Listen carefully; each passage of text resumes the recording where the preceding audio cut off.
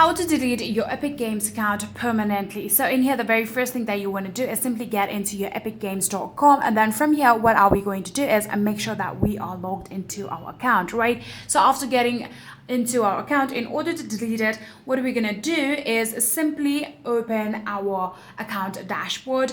Then from that, what we're going to do is simply tap on the general. So for that, let's tap on that menu icon right here, and if you are logged into your account, you'll actually be able to see the option of general settings. So simply tap on that general settings.